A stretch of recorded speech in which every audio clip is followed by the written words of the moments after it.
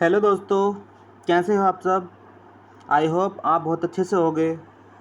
तो दोस्तों, गणित की छोटी छोटी मगर मोटी बातों की कड़ियाँ ख़त्म हो चुकी हैं और हम आपके लिए लेकर आए हैं गुणनखंड।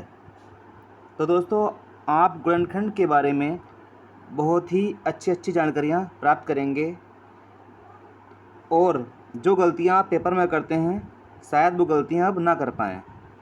तो ठीक है दोस्तों, मैं शुरू करता हूँ अपनी वीडियो को, ताकि वीडियो ज़्यादा लंबा ना हो जाए, इसलिए मैं जल्दी जल्दी इसको ख़त्म करता हूँ। ठीक है दोस्तों, तो ठीक है, चलिए शुरू करते हैं आज की वीडियो। तो देखो दोस्तों, गुणनखंड का अर्थ होता है, देखो इसके नाम में ही हमें जाना है।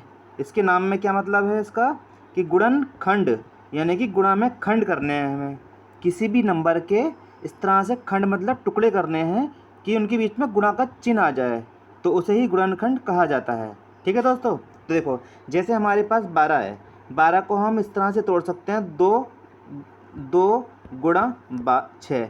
तो इनकी गुणा करेंगे तो क्या आ जाएगा, 12 आ जाएगा, क्योंकि 2 × 12 होते हैं। ठीक है दोस्तों, इसी प्रकार से हम 24 को अगर तोड़ें, 2 × 2 × 2 × 3, अगर इसकी आपस में गुणा कर दी जाए तो 24 आ जाएगा। ठीक है दोस्तों, तो ये गुणनखंड हो गए। इसी प्रकार से 100 को अगर तोड़ दिया जाए 50 × 2, और यदि इसकी गुणा कर दी जाए तो फिर 100 मिल जाएगा। यानी कि हम किसी भी संख्या को के साथ कुछ भी करें, तोड़ें फोड़ें गुणा करें भाग करें जोड़ करें कुछ भी करें, लेकिन संख्या का मान परिवर्तित नहीं होना चाहिए। तो देखो हमने 12 का तोड़ा, 2 × 6 इस तरह से, लेकिन रहा तो 12 ही ना ये भी, लेकिन तोड़ा हमने गुणा में है तो इसलिए गुणनखंड कहेंगे इसको। ठीक है दोस्तों, ऐसे 24 को तोड़ेंगे, 2 × 2 × 2 × 3, तो इस तरह से तोड़ने के बाद रहेगा तो 24 ही ना, लेकिन हमने इसके खंड कर दिए, टुकड़े कर दिए। किस में कर दिए, गुणा में, तो इसलिए इसको गुणनखंड बोला जाएगा। ठीक है दोस्तों, आई होप आप समझ गए होंगे। ठीक है, चलते हैं हम अपने अगले पेज पर। देखो दोस्तों, क्या होता है कि हमें अक्सर अभाज्य गुणनखंड करने पड़ते हैं। क्या करने पड़ते हैं, हमें अभाज्य गुणनखंड करने पड़ते हैं सवालों में। ठीक है दोस्तों, अभाज्य गुणनखंड क्या होते हैं, यदि हम किसी संख्या को इस प्रकार से तोड़ें कि जो गुणनखंड आए अब उसको हम दोबारा से ना तोड़ पाएँ, तो उसे ही बोला जाता है अभाज्य गुणनखंड। यानी कि गुणनखंड का अब आगे भाज्य नहीं कर पाएंगे, भाज्य मतलब गुणन नहीं कर पाएंगे, खंड नहीं कर पाएंगे।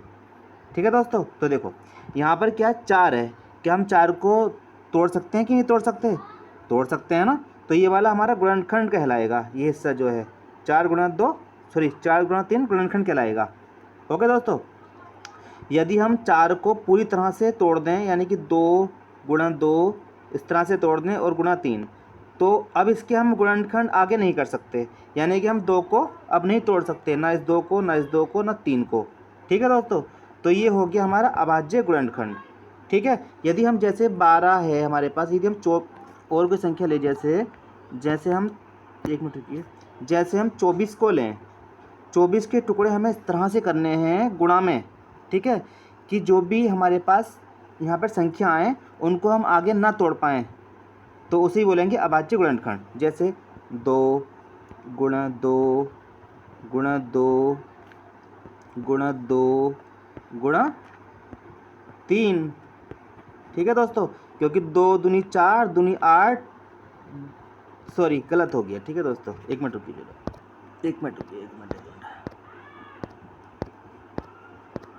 बस एक मिनट रुकिए, बस थोड़ा सा गलती हो गई। हाँ देखिए, 2 दूनी 4 दूनी 8, 8 तिया 24। हाँ दोस्तों, आप सही हुआ है। ठीक है दोस्तों, इस तरह से आपसे पेपर में गलती हो सकती है, इसलिए मैंने आपको ये करके दिखाया है कि हम किसी भी संख्या को गुणा में इस तरह से तोड़ें कि अब हम 2 को नहीं तोड़ सकते, इसको भी नहीं तोड़ सकते, ना इसको तोड़ सकते, ना इसको तोड़ सकते। तो अब ये जो आए हैं ना सारी संख्याएं, इन्हें ही बोला जाता है अभाज्य गुणनखंड। किसके, 24 के करें हैं तो 24 के हैं ये। ठीक है दोस्तों, ठीक है, चलते हैं हम अपने अगले पेज पर।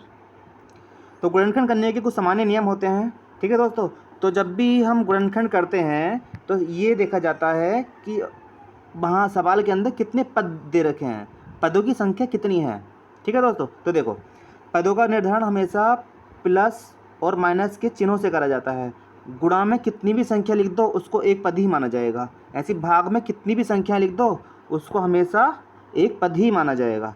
ठीक है दोस्तों, और हमेशा एक पद से हम कभी भी कॉमन नहीं ले सकते हैं, और कॉमन लेना गुणनखंड में अनिवार्य होता है। ठीक है दोस्तों, तो देखिए यहाँ पर क्या है 12, इसमें क्या है 12 + 5 - 2, तो यहाँ पर 3 पद माने जाएंगे दोस्तों। ठीक है, इसमें देखिए यहाँ पर 12 × 5 × 2, यहाँ पर एक ही पद माना जाएगा।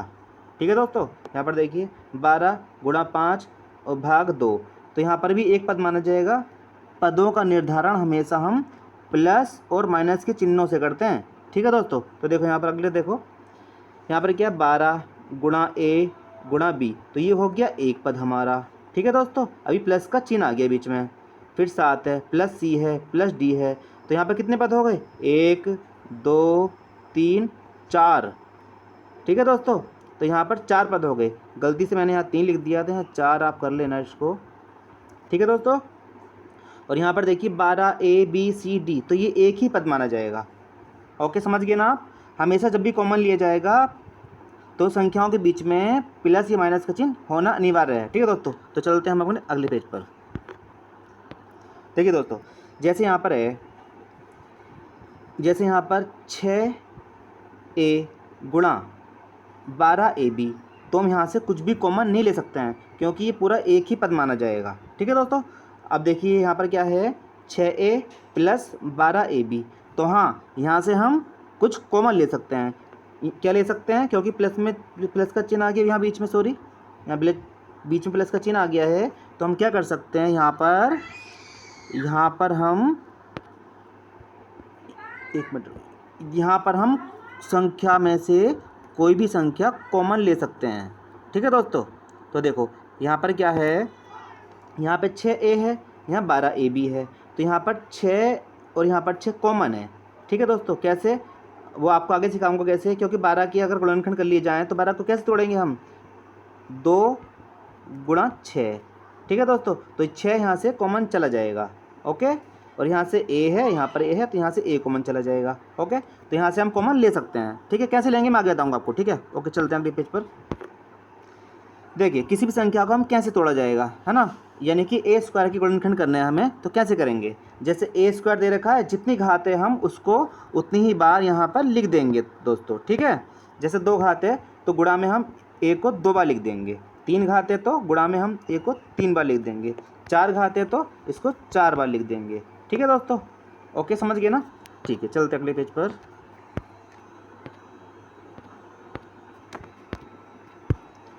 तो देखिए जैसे हमारे पास 25 है, इसको हमें ब्रेक करना है, यानी कि गुणनखंड करने हैं, इसके गुणनखंड करने हैं। तो पहले हमें जो संख्या दे रखी होती है उसको तोड़ना होता है, उसके गुणनखंड करने होते हैं। तो देखो 25 को कैसे तोड़ेंगे, 5 × 5।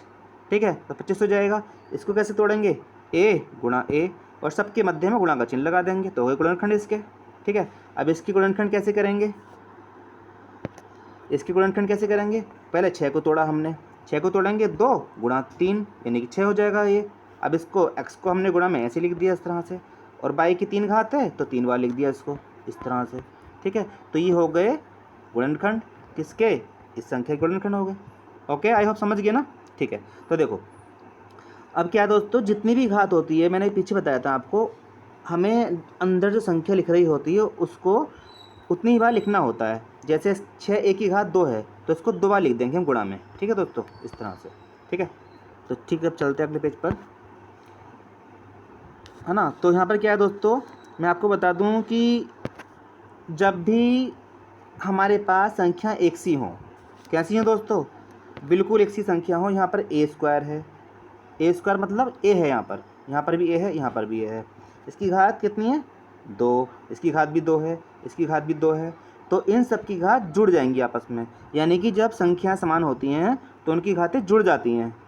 ठीक है दोस्तों, तो यहाँ पर 1 की घात 2, 1 की घात 2, 1 की घात 2, 1 की घात 6 हो जाएगी। ठीक है, यदि यहाँ पर 1 की घात मान लो 1 होती, यहाँ पर 3 होती, तब भी जो भी होता है वो जुड़ जाती है सारी की सारी। ठीक है दोस्तों, ओके।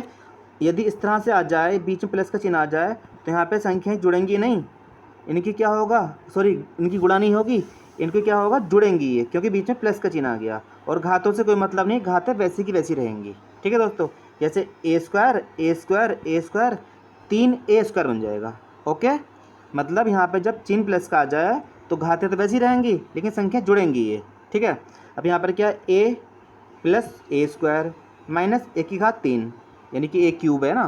तो यहाँ पर क्या होगा, यहाँ पे हम कुछ भी नहीं कर सकते, ये जैसे की जैसी संख्या है हम वैसे की वैसे इनको लिख देंगे। यहाँ पर हम कुछ भी नहीं कर पाएंगे, बस एक ही काम कर सकते हैं कि यहाँ से और यहाँ से और यहाँ से तीनों से एक कॉमन चला जाएगा बाहर। ओके दोस्तों, आई होप समझ गए होगे आप, है ना। ठीक है, चलते हैं अपने अगले पेज पर। देखिए, जब भी इस तरह से आ जाए मैंने बताया था आपको, जो भी घात होती है उसको हम उतनी बार लिख देते हैं। ठीक है, तो a² है और घात इसकी 3 है तो हम 3 बार लिख देंगे इसको गुणा में करके। ओके, और गुणा में घात जुड़ जाती है, मैंने आपको बताया था बिल्कुल अभी। तो 1⁻2 1⁻2 1⁻2 तो 1⁻6 हो जाएगी। ठीक है दोस्तों, आई होप समझ गए होगे आप। यानी कि यदि हम इस पद को ना करना चाहें और खाली इन दोनों को लिखना चाहें तो यहाँ पर क्या करते हैं, इसकी ना यहाँ पर ये जो 2 है और बाहर 3 है इनकी गुणा कर देते हैं तो 6 आ जाएगा इस तरह से, और जो भी कुछ होगा उसके अनुसार आ जाएगा। मान लो यहाँ पे 2 है, यहाँ पे 4 दे रखा है, 4 दे रखा है तो गुणा कर देंगे तो 8 आ जाएगा यहाँ पर।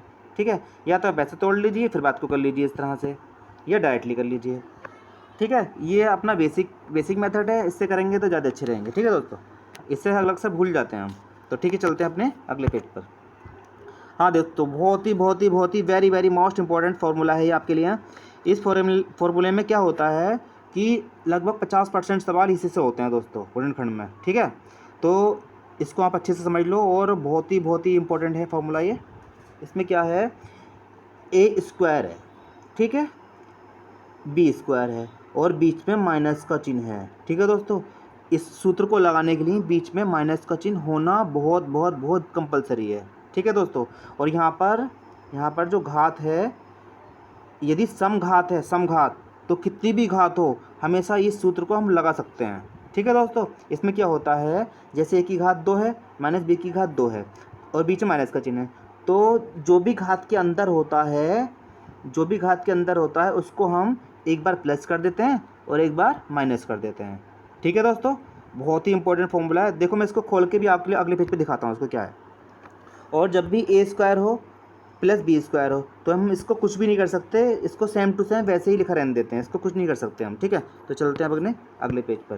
देखिए, मैंने बताया था आपको, जब भी यहाँ पे समघात हो यहाँ पर इधर और बीच में माइनस का चिन्ह हो तो हमेशा जो पीछे मैंने आपको फॉर्मूला बताया है, एक बार प्लस का और एक बार माइनस का, इसको हम हमेशा अप्लाई कर सकते हैं। ठीक है दोस्तों, समझ गए ना आप सब। तो देखिए कैसे करते हैं। देखो, हमारे पास a⁻4 है माइनस b⁻4 है, तो हमने इसको 4 को कैसे तोड़ लिया, इस तरह से तोड़ना होता है हमें कि बाहर 2 आ जाए, यहाँ पर बाहर 2 आ जाए। तो मैंने आपको तोड़ना बताया था बिल्कुल अभी आपको कि यहाँ पे 4 है तो हम 2 की गुणा 2 से करते हैं 4 बन जाता है, 2 की गुणा 2 से कर दो 4 बन जाएगा। तो इस तरह से हमने बाहर 2 लिया है, यहाँ पर बाहर, अंदर कुछ भी हो मतलब नहीं है, बाहर 2 आ जाना चाहिए बस। ठीक है दोस्तों, तो बस अंदर जो भी है ना, जैसे यहाँ पे a² है, यहाँ b² है, इन दोनों को एक बार प्लस कर देंगे और एक बार माइनस कर देंगे। ठीक है दोस्तों, अब देखो यहाँ पर क्या हुआ है, फिर माइनस का चिन्ह आ गया इस वाले पद में, इस पद में फिर माइनस का चिन्ह आ गया और माइनस का चिन्ह यहाँ पर आ गया और यहाँ 2 घात आ गई। तो फिर हम इसको एक बार फिर से दोबारा से खोल सकते हैं। तो इसको कैसे कर सकते हैं, जो भी अंदर है उसको एक बार जोड़ देंगे, एक बार घटा देंगे। हाँ, इसके आगे हम कुछ नहीं कर सकते, तो ये इसके गुणनखंड हो गए दोस्तों। ठीक है, ये इसके यहाँ पर गुणनखंड हो गए। ओके, चलते हैं हम अगले पेज पर। इसी चीज़ को यहाँ पर और देख सकते हैं हम। यहाँ पर क्या है, 4a², यहाँ पे 4 की घात कुछ नहीं है, a⁻2 है माइनस 16b², यहाँ पर 16 की घात कुछ नहीं है, b की घात है ओनली। ठीक है, तो इस सूत्र को लगाने के लिए मैंने बताया था आपको, यहाँ पर जो भी कुछ हो उसकी टोटल पावर में 2 होना चाहिए। तो यहाँ पर तो 1 की पावर में 2 है, 4 की पावर में नहीं है, तो यहाँ पर भी होना चाहिए, टोटल पावर में 2 होना चाहिए।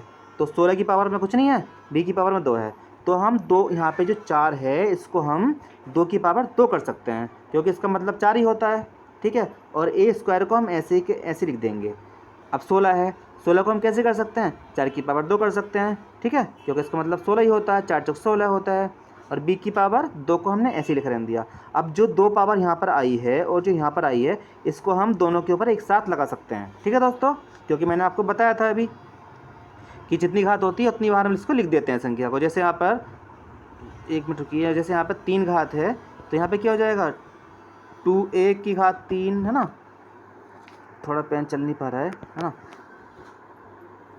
हाँ तो यहीं देख लो, देखो इसको हम इस तरह से लिख सकते हैं, जो दोनों की पावर है उसको कॉमन एक साथ लिख सकते हैं, ठीक है। और यहाँ पर जो दोनों की पावर ये 2 है, ये 2 है, इसको हम एक साथ कर सकते हैं। जब इसको खोलेंगे तो क्या आएगा, इसके ऊपर 2 घात लग जाएगी, इसके ऊपर 2 घात लग जाएगी, बात तो वही है ना, ठीक है। तो अब क्या है दोस्तों, यहाँ पर देखो माइनस का साइन आ गया और यहाँ पर टोटल 2 पावर आ गई, यहाँ 2 पावर आ गई। तो हम इसको क्या कर सकते हैं, जो भी घात के अंदर है, जो भी हो A to Z, उसको एक बार प्लस और एक बार माइनस। अब देखो यहाँ पर कोई घात नहीं आई है यहाँ पर कोई घात नहीं आई है, तो इसका मतलब इसको हम आगे नहीं खोल सकते हैं, तो ये हमारा गुणनखंड हो जाएगा। आई होप आप समझ गए होंगे। तो जल्दी वीडियो मैं ख़त्म करता हूँ ताकि वीडियो ज़्यादा लंबी ना हो जाए। देखो दोस्तों, ये महत्वपूर्ण सूत्र हैं जिसको हम इस तरह से खोल सकते हैं। जैसे a + b की होल पावर 2 है तो हम इसको ऐसे खोल सकते हैं, a + b। या अधिकतर गुणनखंड में हम यही तोड़ते हैं, इसको ही तोड़ते हैं इस तरह से, ठीक है दोस्तों। ऐसे हम नहीं तोड़ते हैं इस तरह से। जब भी भाग करनी होती है मोस्टली तब खोला जाता है। ऐसे भाग के सवाल होते हैं ना, भाग करने वाले गुणनखंड में भाग के सवाल जो होते हैं मोस्टली तब खोला जाता है वहाँ पर काटने के लिए, नहीं तो अधिकतर गुणनखंड में हम इसको इस तरह से खोलते हैं। इसको भी हम इस तरह से खोलते हैं, ठीक है। और ध्यान रखना जब भी घात 2 हो तो वहाँ माइनस का साइन नहीं आता है कभी भी। जैसे यहाँ पर 2 घात है, यहाँ पर 2 घात है, तो माइनस का साइन यहाँ पर नहीं आएगा, ठीक है, यहाँ पर आ सकता है। ओके ठीक है, तो ठीक है, चलिए चलते हैं हम अगले पेज पर। इसी तरह से हमारे पास ये फॉर्मूला है। इसकी फॉर्मूले में क्या है, इसको हम 2 तरह से खोल सकते हैं, a + b into a + b into a + b, ठीक है दोस्तों। और इसको हम ऐसे भी खोल सकते हैं कि घात 3 + b की घात 3 + 3ab a + b, ठीक है दोस्तों। अगला जो सूत्र है हमारे पास ये है, इसको हम कैसे खोल सकते हैं, इस तरह से खोल सकते हैं। इसको 3 खंडों में तोड़ लो इसको, या फिर ऐसे तोड़ लो, ठीक है। चलते हैं हम अगले पेज पर। अब देखिए दोस्तों, यहाँ पर क्या हो गया, यहाँ पर क्या है कि अंदर की तरफ 3 घात आई है। ओके दोस्तों, तो इसको इस तरह से ही खोला जाता है, इसके अलावा उसका कोई फॉर्मूला नहीं खोलने का, ओनली इस तरह से खोलता है, ठीक है दोस्तों। ये इसमें क्या होता है, जैसे यहाँ पर a - b दे रखा है तो a - b लिख दिया हमने यहाँ पर, ठीक है। a² + ab + b²। अगर यहाँ माइनस आ जाए तो यहाँ सब प्लस आएंगे, ठीक है। यहाँ प्लस आ जाए तो यहाँ पर बीच में एक माइनस आएगा, बस इतना ही अंतर है दोनों में, ज़्यादा अंतर नहीं है। हाँ देखो, अगर यहाँ पर 4 घात होती तो हम इसको ऐसे नहीं खोलते, जैसे हमने खोला है इसको इस तरह से नहीं खोलते। फिर जो पीछे सूत्र था, पीछे जो सूत्र हमने अभी देखा है, कौन सा वाला, ये वाला सूत्र जो देखा है हमने अभी, ये वाला, ठीक है दोस्तों। कौन सा वाला, कहाँ गया, ये वाला ये जो देखा है हमने, फिर हम उसको इस सूत्र के अनुसार खोलते, ठीक है दोस्तों। अगर वहाँ 2 घात होती, 4 घात होती, 6 घात होती, 8 घात होती, है ना, 16 घात होती, 32 घात होती, तो हम इसको इस तरह से खोलते। ओके, आई होप आप समझ गए होगे ना, ठीक है। तो चलिए अब चलते हैं हम,